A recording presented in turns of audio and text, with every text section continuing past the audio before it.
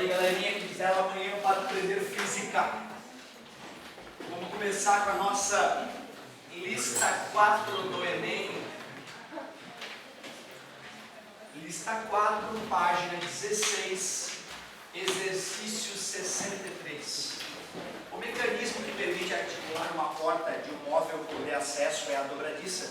Normalmente são necessárias duas ou mais dobradiças para que a porta seja fixada no móvel ou portal, permaneça em equilíbrio e poder ser articulada com facilidade. No plano, o diagrama vetorial das forças que as dobradiças exercem na porta está representado em... Tem uma porta e tem dobradiças aqui.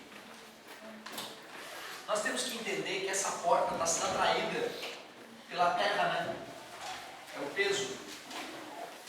Para que a porta não caia, a primeira coisa que eu tenho que entender é que essas dobradiças vão ter que fazer uma força vertical para cima. Tanto a dobradiça 1 quanto a dobradiça 2 vão ter que fazer uma força vertical para cima, para compensar o peso. Porém, se nós pegarmos uma porta e segurarmos ela aqui, nós vamos perceber que a tendência dela é girar nesse sentido, né?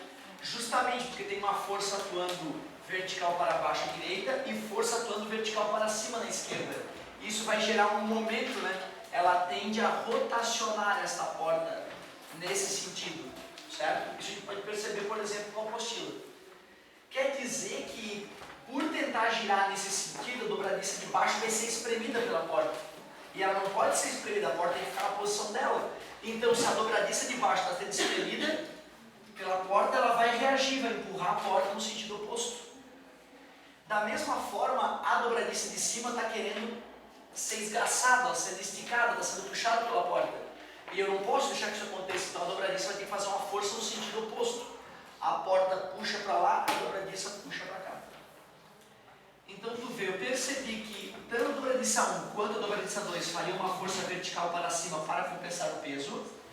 E vi que já que vai gerar esse momento, essa rotação, a dobradiça 2 vai ser comprimida, então ela vai ter que empurrar a porta no sentido oposto, e a dobradiça 1 vai ser esticada, então ela vai ter que puxar a porta. Se eu faço a soma vetorial, pontilhada paralela, força resultante, pontilhada paralela, força resultante. Então, as forças que as dobradiças exercem na porta, a dobradiça de cima tem que fazer uma força oblíqua para a esquerda superior e a dobradiça 1 tem que fazer uma força oblíqua para a direita superior. Cuidado, hein? Se estivesse nos perguntando qual é a força que a porta faz na dobradiça, seria justamente no sentido oposto. Então, bonitinha essa questão aí. Letra D. Beleza? Valeu, hein?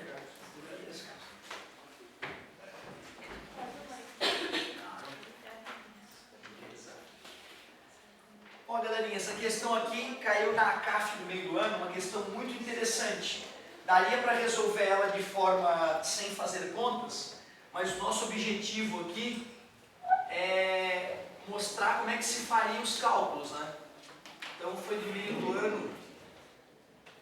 Falava o seguinte: o motoqueiro resolveu saltar no espaço de 30 metros de uma ponte que desmoronou, colocou uma rampa com um ângulo de 15 graus em relação ao horizontal e acelerou a moto atingindo uma velocidade de módulo 30 metros por segundo, que manteve uniforme até saltar.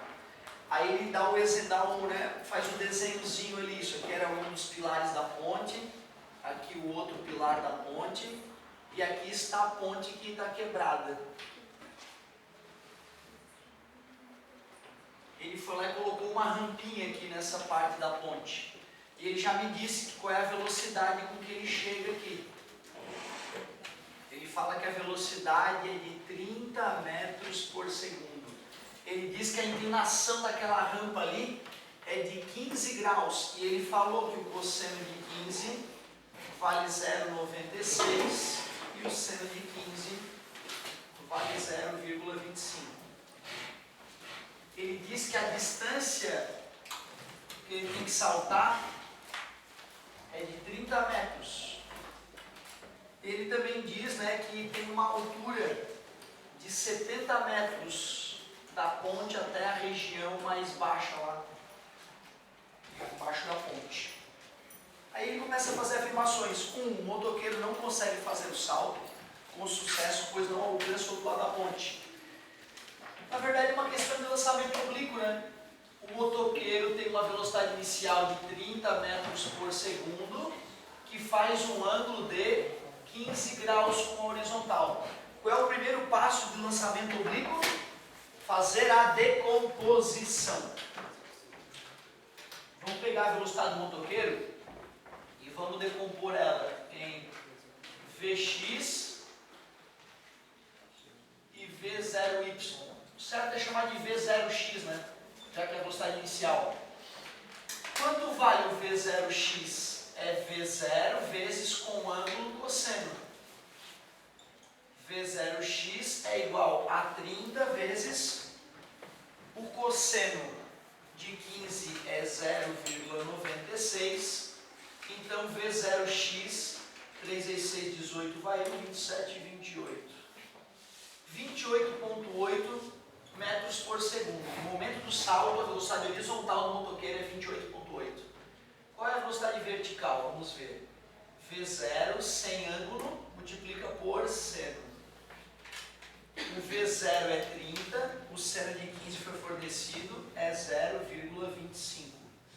Assim, V0 dá 7,5 metros por segundo. Portanto, seria muito importante eu saber quanto tempo demora para o motoqueiro atingir o ponto mais alto da trajetória. Como é que a gente faz esse cálculo? A gente pensa só no eixo Y. A gente pega a equação horária da velocidade e a gente tem que saber que lá no ponto mais alto da trajetória ele parou de subir, então a velocidade Y dele fica 0. A velocidade inicial Y era 7,5. Se eu digo que para cima é mais, a gravidade que eu estou para baixo é menos. Menos passa mais.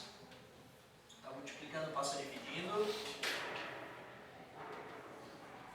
O tempo de subida é 0,75 segundos. Qual é o tempo total que ele fica no ar, galera? O mesmo tempo que ele demora para subir, ele demora para descer, né? Uma das coisas importantes de lançamento, seja vertical ou oblíquo. Então ele demora 1,5 segundos no ar. Então observe o que eu fiz. Eu primeiro decompus a velocidade de lançamento, V0x, V0y. Usei o V0y no eixo y, como se ele só estivesse sendo arremessado para cima, para descobrir quanto tempo ele demora para atingir a altura máxima, onde a velocidade y é 0. Peguei esse tempo de subida, dupliquei, porque é o mesmo tempo de descida. Então o tempo total que ele fica no ar é 1,5 segundos. Agora eu só preciso saber quanto que ele se deslocou no eixo x enquanto estava no ar. Agora eu vou para o eixo x. No eixo x não tem aceleração, lembra? Então velocidade é igual a distância sobre tempo. Posso usar a ideia de velocidade média, já que a velocidade não muda. Quanto é a velocidade x? 28,8. Que distância que ele andou no eixo x nós vamos calcular? Quanto tempo ele ficou no ar? 1,5 segundos. Está dividido, passa multiplicando. Metade de 28,8 é 14,4. 12 foi 1, 12, 13 foi 1, 3. Errei. 28,8 mais a metade, 14,4. 12 foi 1, 13 foi 1, 1, 2, 3, 4. 43,2 metros. Já que ele andou 43,2 metros enquanto estava no ar, ele conseguiu ou não conseguiu atravessar o vão? Conseguiu, né? Conseguiu. E na número 1 ele falava, o motoqueiro não consegue. Consegue sim, bobão.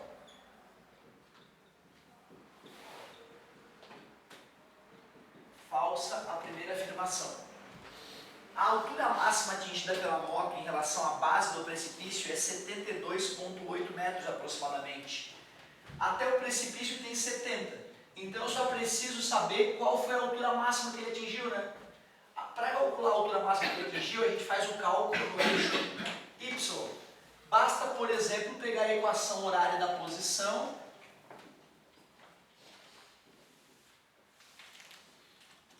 e calcular o quanto que ele subiu nesses 0,75 segundos.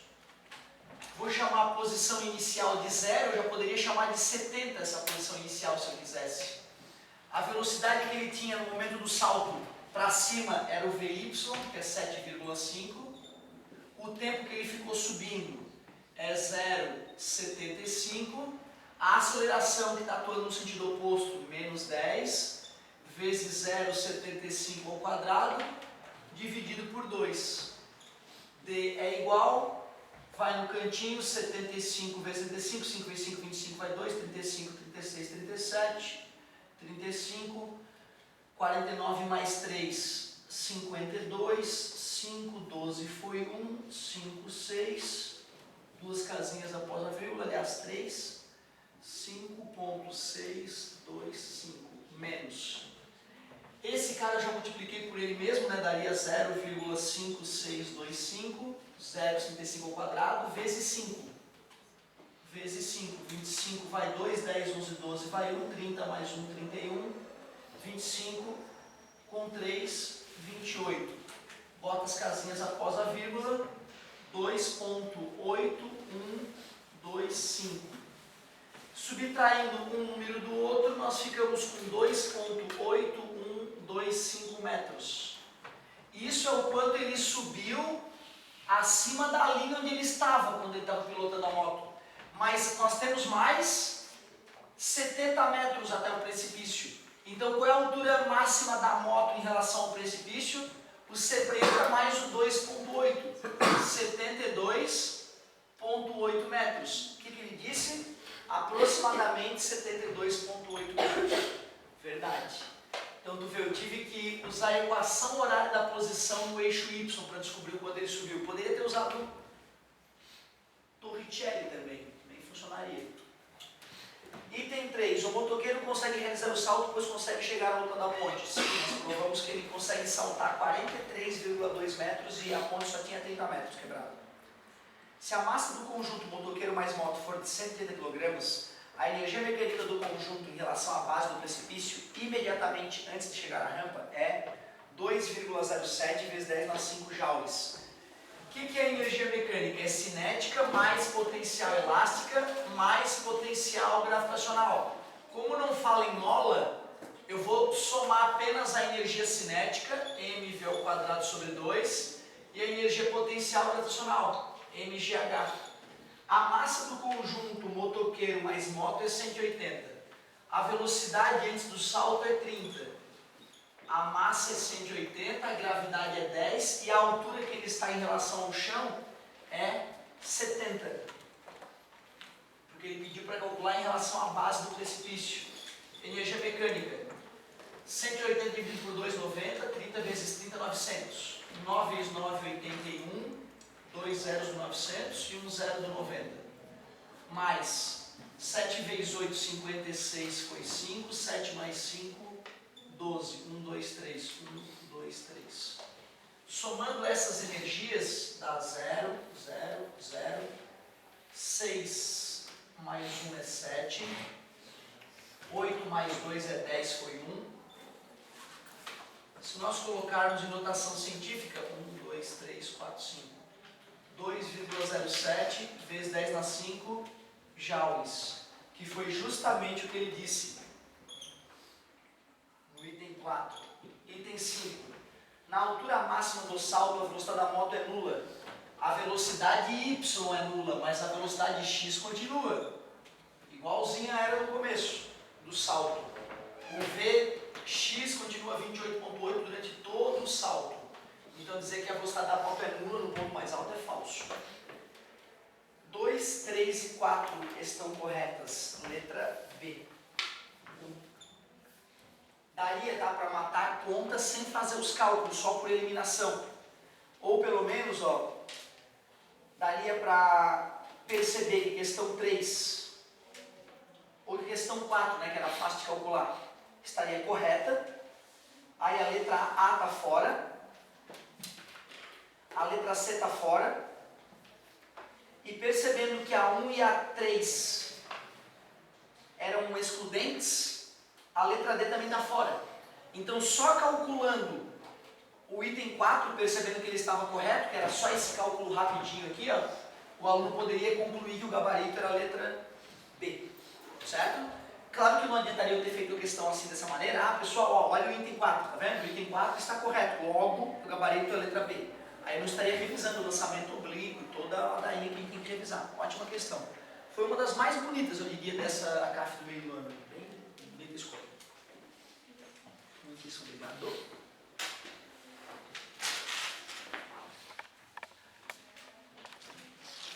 Vamos que vamos, galerinha. Estamos no nosso livro 3 nesse instante, página 306, questão 17, falava o seguinte: o gráfico representa a força que age sobre uma partícula de massa 100 kg em função do tempo. Em t igual a 0, a partícula encontra-se em repouso. O trabalho realizado pela força sobre a partícula entre os instantes 2 e 5 segundos é... Ele quer saber o trabalho entre os instantes t igual a 2 segundos e t igual a 5 segundos. Porém, o gráfico que ele me fornece não é força versus deslocamento, é força versus tempo.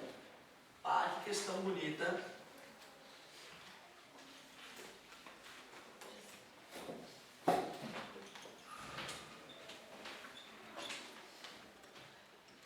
Essa questão aqui é muito bonitinha. Ele pede o trabalho entre 2 e 5 segundos que essa força executou. O perigo é o aluno chegar e calcular a área do gráfico. Se fosse um gráfico força versus deslocamento, daria para calcular a área do gráfico. A área do gráfico entre 2 e 5. Só que não vai ser isso que eu vou ter que fazer dessa vez. Cara, olha só que bonito. Ele falou a massa, né? Não tem a massa, tá? A massa do cara. Obrigado. Olha só que questão bonita essa, questão completa, cara. Primeiro, eu teria que lembrar que quando uma força atua durante um certo tempo no corpo, ela realiza um impulso. E quando o impulso atua no corpo, gera uma variação da quantidade de movimento. O que é variação da quantidade de movimento? Quantidade de movimento final menos quantidade de movimento inicial. Ele disse que no início o cara estava parado, então a quantidade de movimento inicial é 0. Como é que eu poderia calcular o impulso nesses 2 primeiros segundos? Impulso é força vezes tempo, e como a força é constante, eu até poderia usar a fórmula, que daria o mesmo resultado que calcular a área do gráfico. 50 vezes 2, o impulso inicial foi de 100 Newton-sec.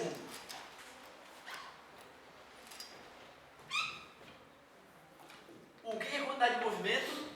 Massa vezes velocidade. A massa do cara é 5 kg.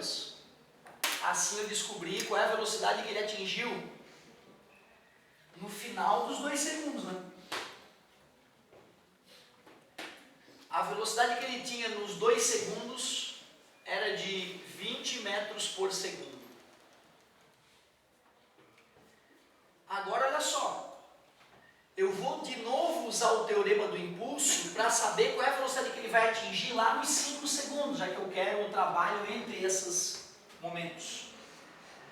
Mais uma vez, eu vou usar a fórmula do impulso. Impulso é... vamos variar o cardápio, vamos fazer através da área, só para lembrar uma propriedade. A área de um retângulo é base, que é 3, vezes a altura, que é 100. Então eu sei que o impulso entre 2 e 5 segundos foi de 300 Newton-sec. Impulso é igual à variação da quantidade de movimento, quantidade de movimento final, menos quantidade de movimento inicial. O impulso foi 300. Quantidade de movimento final é massa vezes a velocidade final, menos. Quanto era a quantidade de movimento inicial? Massa vezes a velocidade inicial. Cuidado, né? Inicial agora para mim é naquele momento de 2 segundos, que era final anterior. Muito perigoso isso. 300 é igual a 5 vezes a velocidade final menos. A massa é 5 e a velocidade inicial já era 20. 300 é igual a 5, velocidade final. Isso dá 100, menos passa mais, 300 mais 100 igual a 5, velocidade final. 400 dividido por 5 é igual a velocidade final. Velocidade final igual a 80 metros por segundo. Oba! Eu descobri a velocidade do cara no tempo 2, descobri a velocidade do cara no tempo 5, através de dinâmica impulsiva. Teorema do impulso, segundo a lei de Newton. Só que ele não quer isso, ele quer trabalho. Só que trabalho é força vezes deslocamento vezes o cosseno do ângulo. Eu poderia, agora que eu tenho as velocidades, usar Torricelli para descobrir o quanto ele andou, ver quanto tempo demorou, que aceleração que ele sofreu, descobrir a força através da segunda lei de Newton e finalizar a história.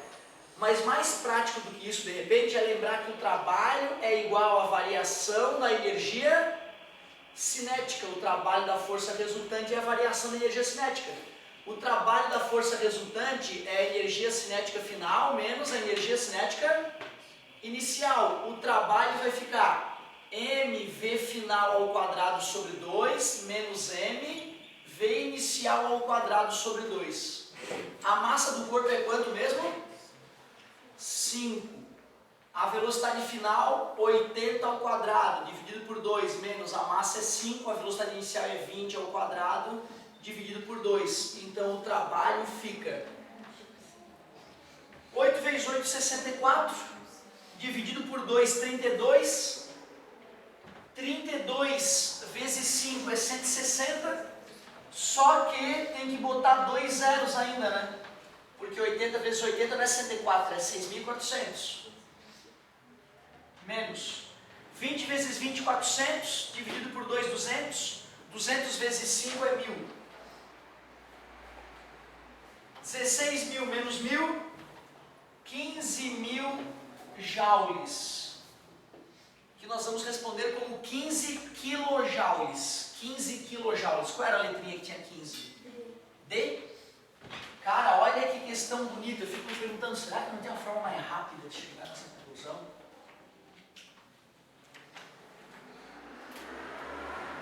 Eu acho que não, por incrível que pareça. Então tu vê, né? Usamos 2 vezes o teorema do impulso para poder achar as velocidades no tempo de 2 e no tempo de 5, já que o gráfico era força versus tempo, e não força versus distância, que é o que eu gostaria. E aí depois calculamos através do teorema teorema da energia cinética. Deixa eu pensar, cara. Eu tenho a massa, eu tenho a força.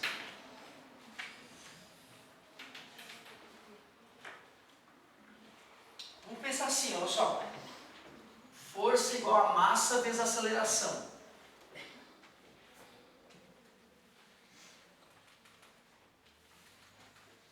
Mas eu tenho que descobrir não tem jeito, cara. Por mais que eu até dá para fazer de outro caminho, só que no final das contas vai ficar tão enrolado quanto esse.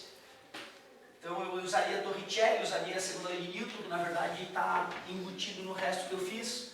Então infelizmente é meio por aí mesmo. Depois a gente pode até arriscar um outro caminho, mas acho difícil que fique muito mais rápido. Pode mudar um pouquinho só a solução. Não vai ser revolucionária a solução.